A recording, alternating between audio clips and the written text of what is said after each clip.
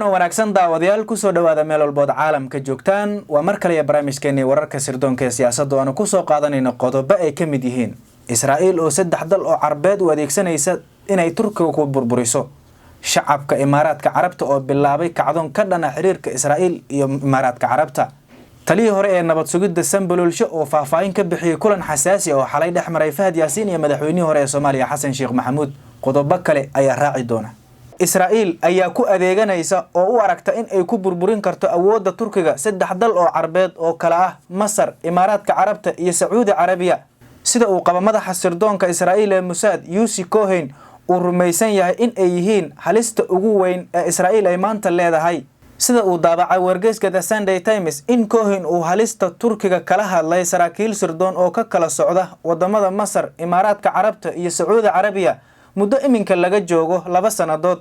awoodda Iiraan waa mid jilicsan halista ugu weyn waxay ka imaanaysaa Turkiga ayaa uu yiri agaasimaha sirdoonka Israa'iil Yossi Cohen oo uu sheegay saraakiisha sirdoonka Carbeed ee uu la kulmay muddada 2 sanadood ka hor ujeedka hadalka Cohen ayaa ah in halista Iiraan aysan wali meesha ka bixin balse la xadidi karo iyada oo la adeegsanayo cunaqabatayno iyo iskaashi dhanka sirdoonka ah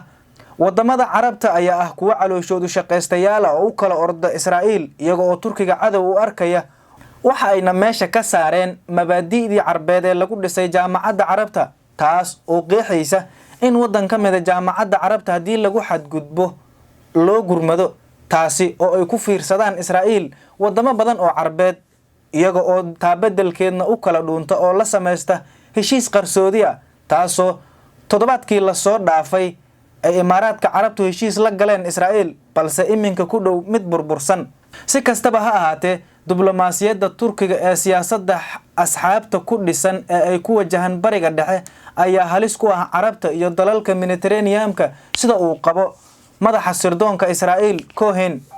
Turkiga ayaa sidoo kale ah awood ka tirsan isbahaysiga NATO oo ciidan ahaan aad ugu awood badan Carabta ayna adag tahay in Mareykanka iyo Yurub ay saaraan xayiraad la mid ah midda Iiraan la saaray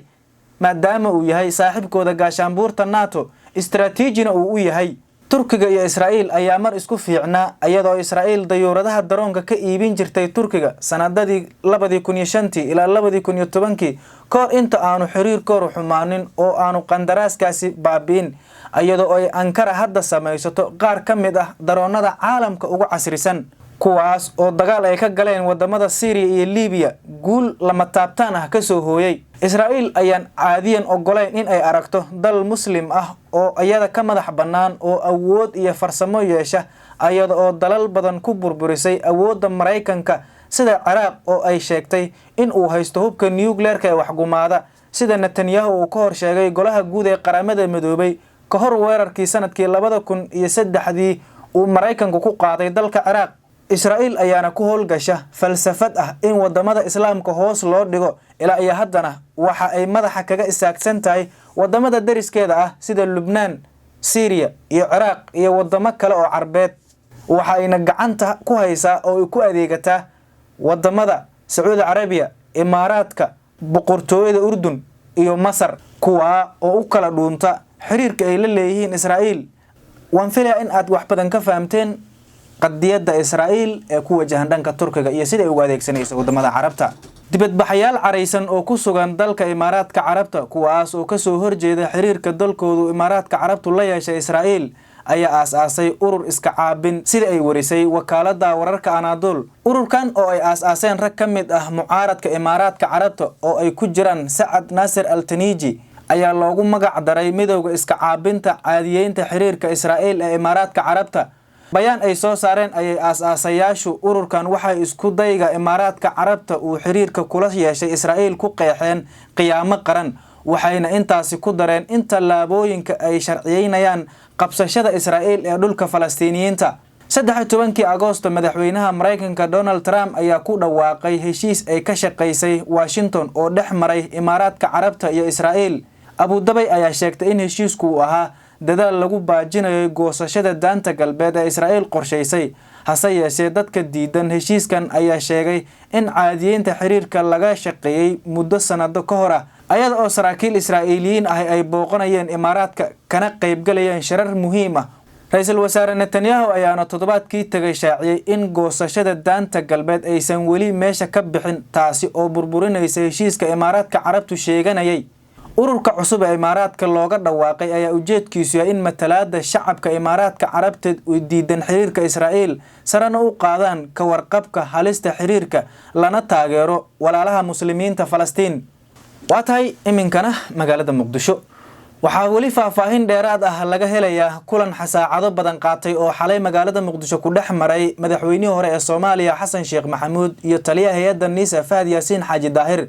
kulankaas oo mid xasaasi ah ayaa waxaa ka warbixiyay taliyihii hore ee nabad sugidda iyo sirdoonka qaranka Mudane Cabdullaahi Maxamed Cali Sambololshe oo xubin ka mid ah xisbiga UPD kadib waraysi uu siiyay idaacadda kulmiye ee magaalada Muqdisho. Sambololshe ayaa marka hore sheegay in kulanka uu ka dambeeyay codsi ka yimid taliyaha Niisa kadibna uu aqbalay madaxweynihii hore ee dalka Mudane Xasan Sheekh Maxamuud, waxauna tilmaamay in uu ahaa booqasho sharafeed iyo salaan sida uu hadalka u dhigay. sidoo kale waxa uu intaasi raacay in Fahad Yaasiin uu isku dayay in uu Xasan Sheekh kala hadlo arrimaha siyaasadda iyo doorashooyinka balse laga diiday arrintaasi. waxauna hoosta ka xariiqay in madaxweyne Xasan Sheekh in Niisa looga baahan yahay in ay faraha kala baxdo arrimaha siyaasadda ayna gudato waajibaadka ka saaran dhanka amniga